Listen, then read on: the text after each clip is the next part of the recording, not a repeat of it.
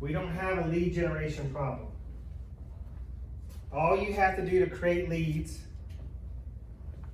is swipe your credit card, enter in your credit card information to a number of sites. That's it, the leads are gonna come in. Without a doubt, whether that's paying Zillow, paying Realtor.com, paying Google ads, doing Facebook ads, the leads are gonna come in, and there's a bunch of sites that'll do it for you. They're more expensive, where they'll actually create the ads for you and launch the ads for you and send you the leads. But there is so much money being invested right now. I'm talking hundreds of millions of dollars in lead generation for real estate agents. So the problem we have is lead conversion. So I'm gonna go through these steps here, and you could 100% create a system from this. Okay, what is your lead conversion system? So a lead comes into your sales funnel, goes into your KV Core CRM. What happens next? Like, what are the next steps? Like, what's our process when the lead comes in? Like, what do? We want the leads. We want leads. But man, we're either unsure what to do with them when they come in, or we don't want to do what is necessary to actually convert that lead into a sale, right? We're going to break it down. Now, this is one thing that I would really hope to have a breakthrough moment in here in terms of the lead.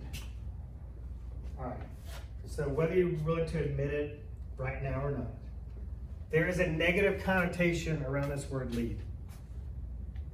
It's negative, it's adversarial. Like, leads don't want to hear from us. Like, I'm gonna call this lead and they're already gonna be irritated. This is a conversation we have with ourselves, right? I'm gonna bother them. They're probably busy doing something. You know, they're gonna think I'm a telemarketer. It's just gonna be bad. They're probably gonna yell at me.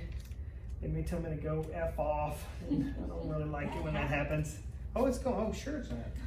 It's just gonna happen fewer times than the good stuff happens. And it's like anything else. And when you know to expect it, it hurts a lot less. But what I really want to hammer home, the seed I really want to plant, is that the goal here is to create a relationship.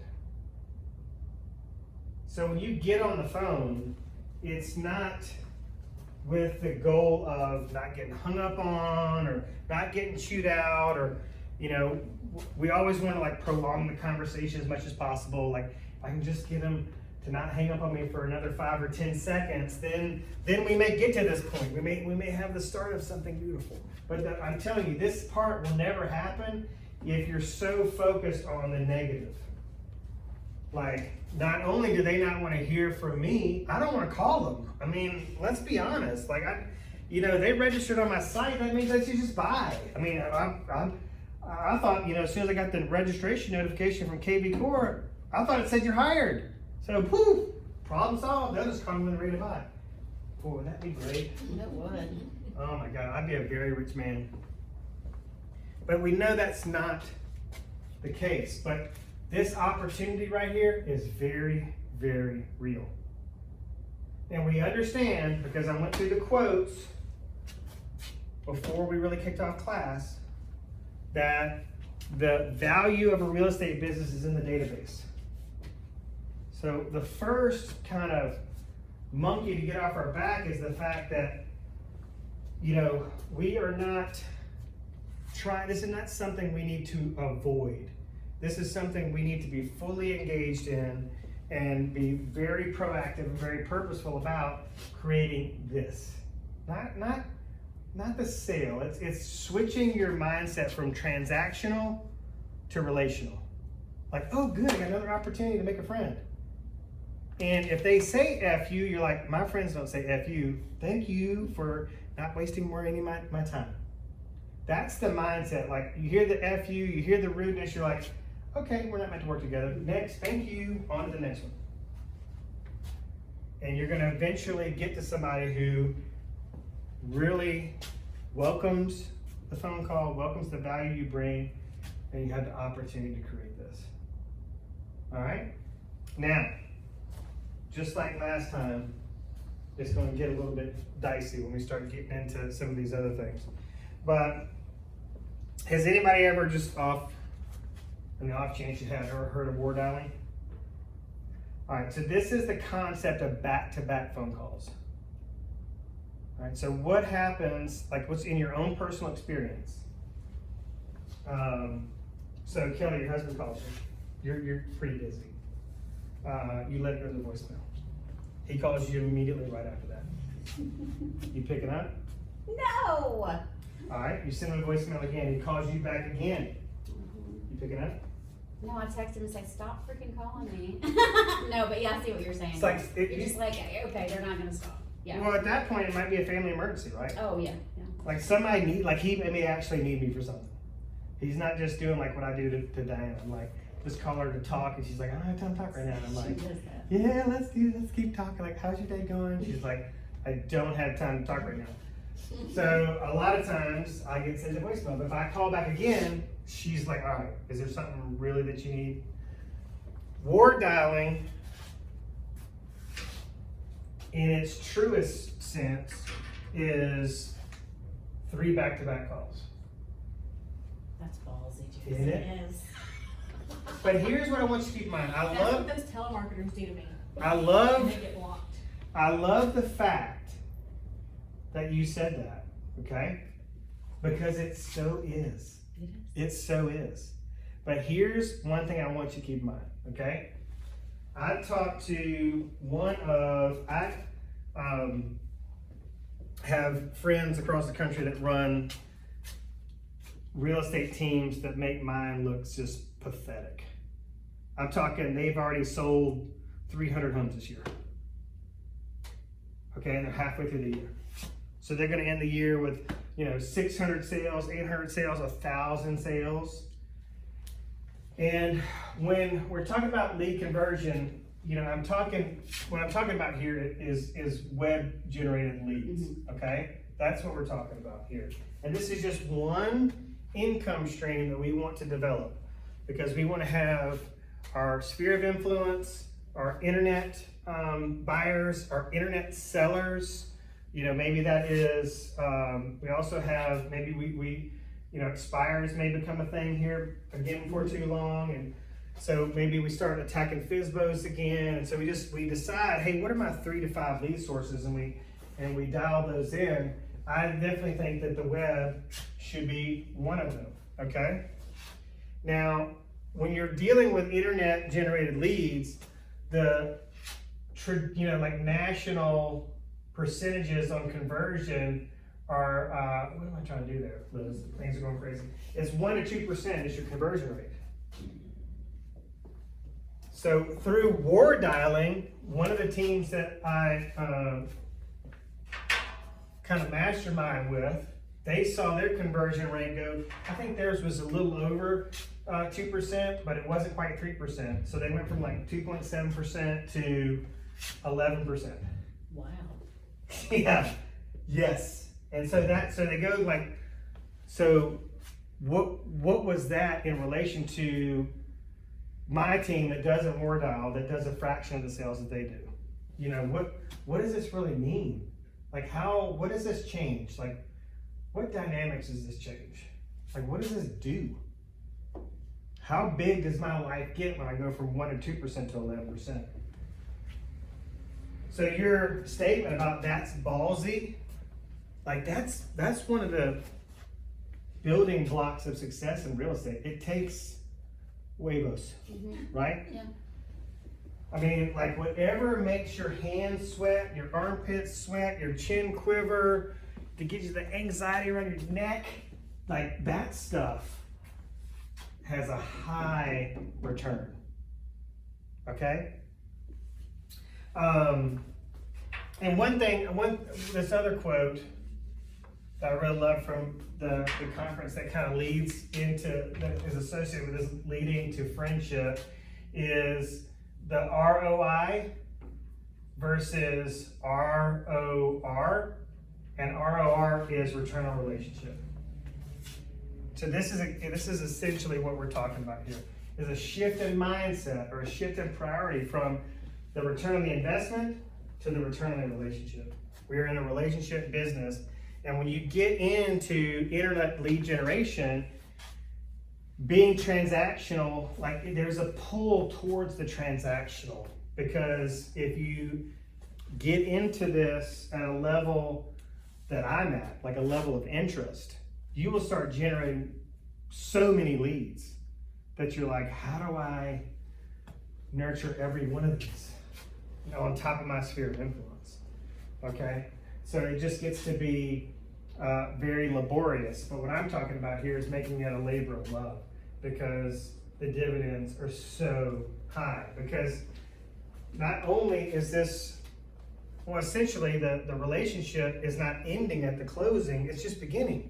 Like, you have a legit friend from this who calls on you when major life events happen, or you call them when major life events happen. That's the thing. We're growing this. Our goal here is to just grow this massive circle of influence. All right, so the intro text, you guys are going to love that, because that's totally passive. You're just going to text them. Like, a lot of times when you call them, you're going to get a voicemail. Whether you want to leave a voicemail, whether you want to war dial. War dialing, a lot of people that war dial don't leave voicemails.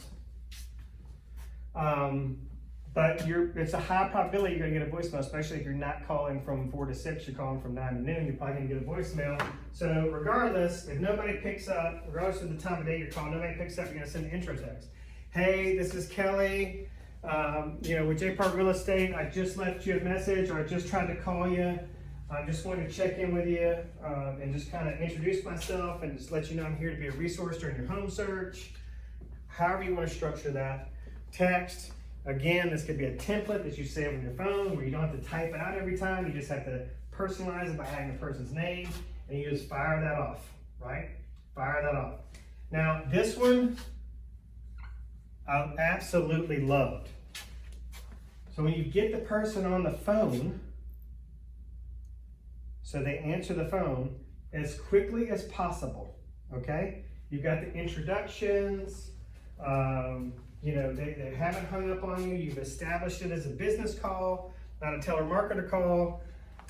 The goal here is to get a video consult, so just a Zoom. Hey, you got time to jump on a Zoom real quick? Like, as soon as possible, we want to get face to face. Love this.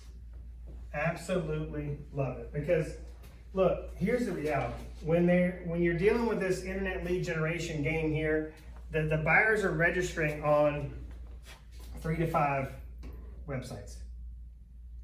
And it's a relationship race to the relationship finish line. And the fastest and best course of action to develop a relationship is to get face to face.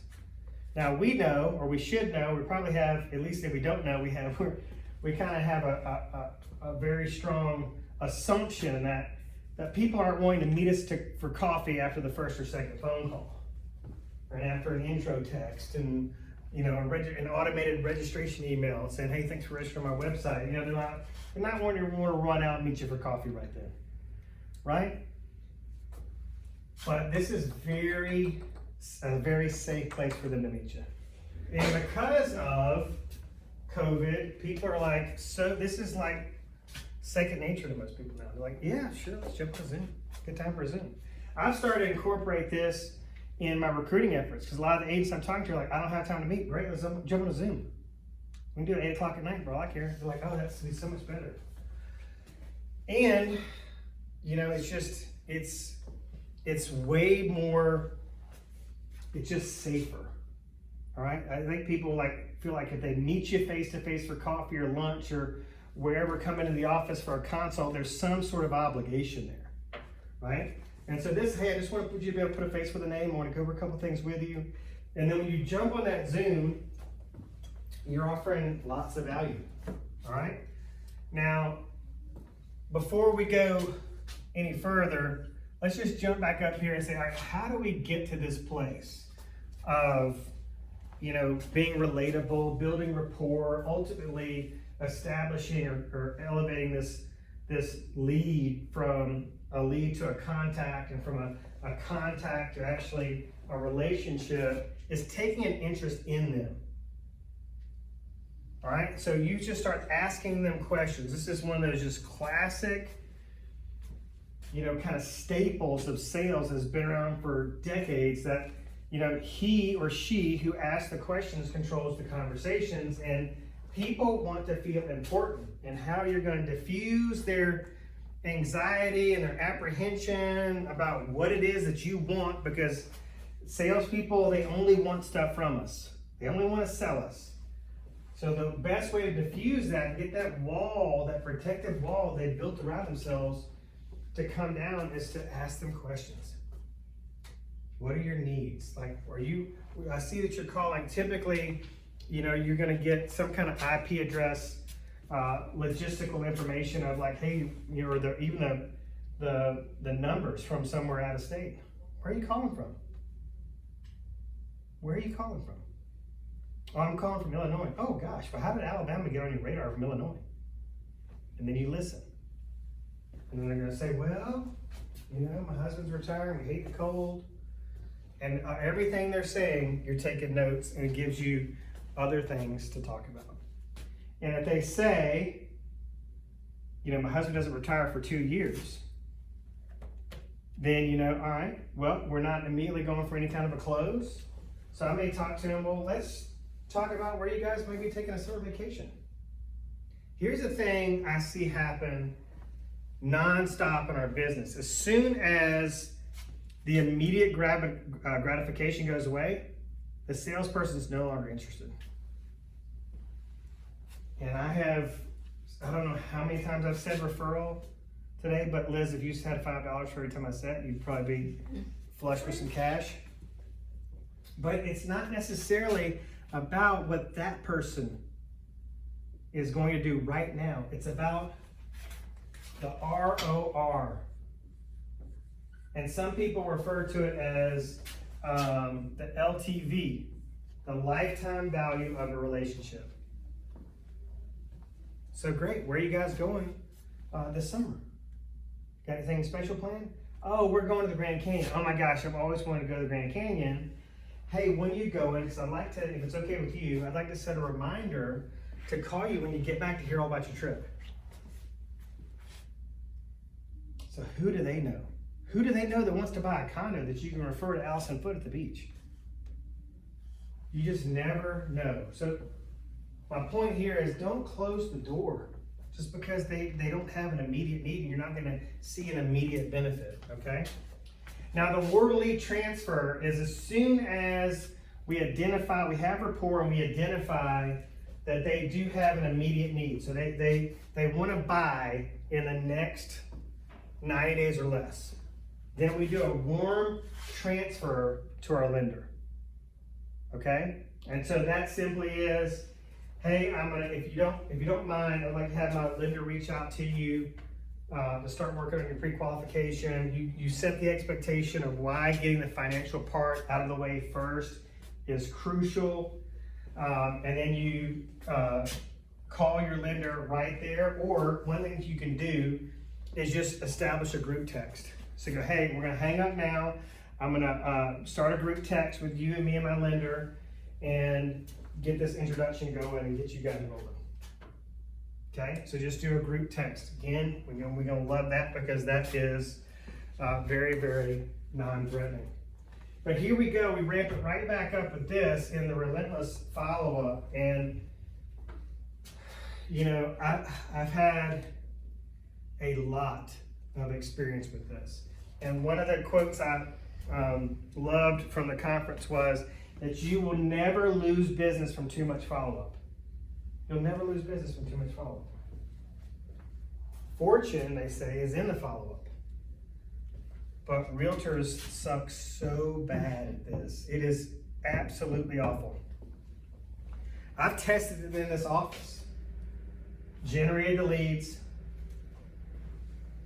provided leads to an agent, set the expectation with the agent that the only way to convert the leads is to relentlessly call them, relentlessly follow up. Relentlessly try to make contact, and once contact's established, and nurture it from there. And there's one phone call.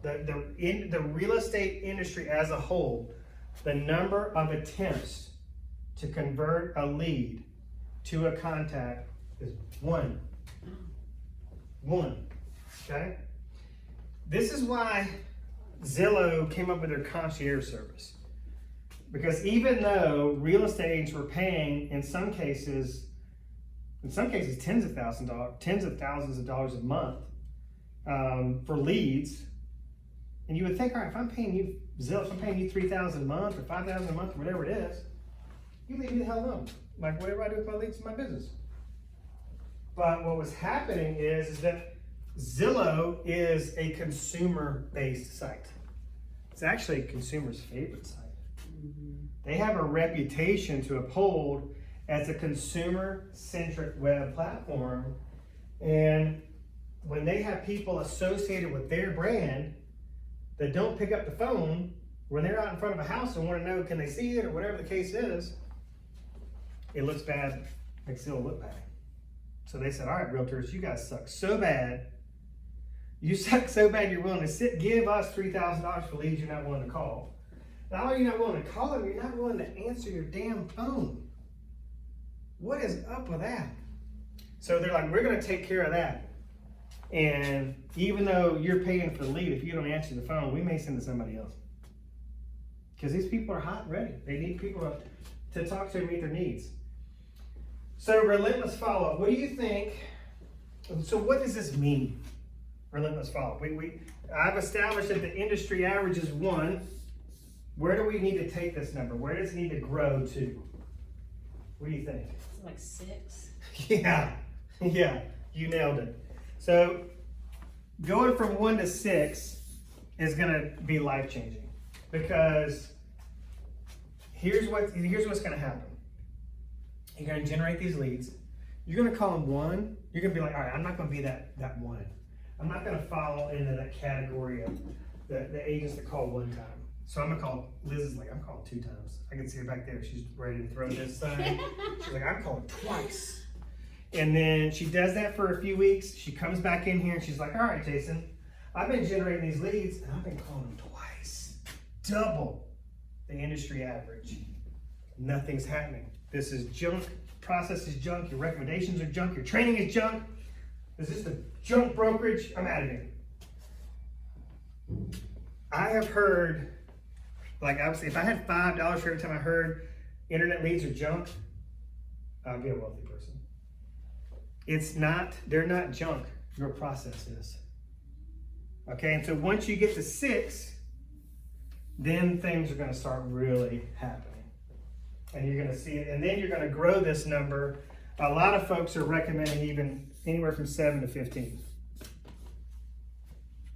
But even meeting kind of in the middle here, maybe 3 or 4, you're even going to see some things happen there.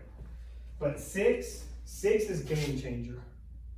6 is when the game starts changing. And, sometimes it's just a process that needs to happen, right? I know it happened with me. Like, I was saying the same things. I was trying 1 time. Hell, I would like to email or text them before I called them, and nothing happened. And people that I trusted and I valued their opinion, I respected them. And more than anything, I respected their results. I was like, well, hey, what are y'all doing? Oh, we're calling no less than 6 times. Oh, crap. So I actually do have to start calling them. And not only do I have to start calling, I have to start calling them more than once. Things started happening. I started getting results driven, and then you just get hooked on the process. You're like, all right, if this is what it takes, because I know what I don't want. Like, what I don't want to do is have to say I can't afford it. I don't want to say it to my kids. I don't want to say it to my spouse. I don't like when we're stressed about money. I know women more than men, I feel like, bear stress of finances. And so I'm giving you a way out of that. A way to go, listen, wherever we want to go, Like my wife and I, wherever we want to go, we just go. If we can find somebody to watch our kids, or sometimes bring our kids with us, it's just the process of the part of the equation that is not there is, can we afford it? Okay, and I don't go to the grocery store on a budget. You know, we don't shop for things, clothes, cars, houses. Well, within reason. Going, what's our budget? It's like, what do we want? What is the lifestyle that we want? And this is what I want to give to y'all. The same thing that I have. You know, for me, I don't like the term financial freedom. I like going, listen, I don't want to not have to go to Starbucks every day because I can't afford it. Or I don't want to go to the grocery store going, oh gosh, I hope it's not over the amount of my budget. I just go up down the aisle and bring another car. I want all this. Get in my car. All right, this is another super painful part right here, but there has been MIT studies, Harvard studies on this. Speed to lead. What those studies recommended was within 5 minutes. Are you going to be able to call every lead that comes into your database within 5 minutes of registration? No. But you're shoring up this as much as possible. You're trying to close this gap as much as possible. And that research showed that if that 5 minutes got to 15 minutes, one of those, keep in mind, they're registering on more than just your website. If it goes over 15 minutes, they have probably defaulted to somebody else. Defaulted to another website to call, or another contact to call them, okay? So speed to lead matters. It is crucial, okay? So there's a big stat, it's in like the 90 percentile, that buyers or sellers do business with the first agent they make contact with, okay? All right, next one is track and measure. Track and measure. This is one where real estate agents, again, fall way short, don't bother with it at all. But what am I talking about there with track and measure? I'm talking about you saying, Dawn, I've made 20 dials. How many dials can you make in an hour or two? How many conversations did you have? Of those conversations, how many appointments did you get? An appointment could be an appointment to call them again. Hey, I'll call you again in 2 weeks. That's an appointment. That counts. That's the thing. It doesn't always have to be face-to-face. It could be a Zoom. It could be just another follow-up call. Again, I use times of years, like people travel during the holidays or during the fall. They go to football, typically go to a football game, sporting events. You know, Thanksgiving and Christmas, they're going on trips, or they're seeing family, or they're hosting family. Then spring break rolls around, and then summer rolls around. So there's always these types of things, these lifestyle things to talk about, and you go, oh my gosh, I've always wanted to do that, or go to that place, or experience that. Do you mind if I call you after it's done to see how your trip went? And then when you actually follow up with them, they're going to be super impressed. But the tracking and measuring would tell you at the end of the day, at the end of the week, at the end of the month, at the end of the quarter, how many conversations did you have, and those led to how many appointments, which led to how many closings. So what happens here is that this comes into play. The path is math. So you can get a mathematical control over your business and go, all right, well, this is how many people I know I need to talk to per day, per week, per month, per quarter, per year to hit my goals, or this is how many people I need to talk to per day, per month, per quarter, per year to exceed my goals. Like, this is how many more people I need to talk to. Or it will also show you gaps. You can say, all right, well, I'm having a great deal of success getting the appointment, but when I go to the appointment, it's not resulting in a sale, or it's the ratio between appointment set versus appointment closed is way off.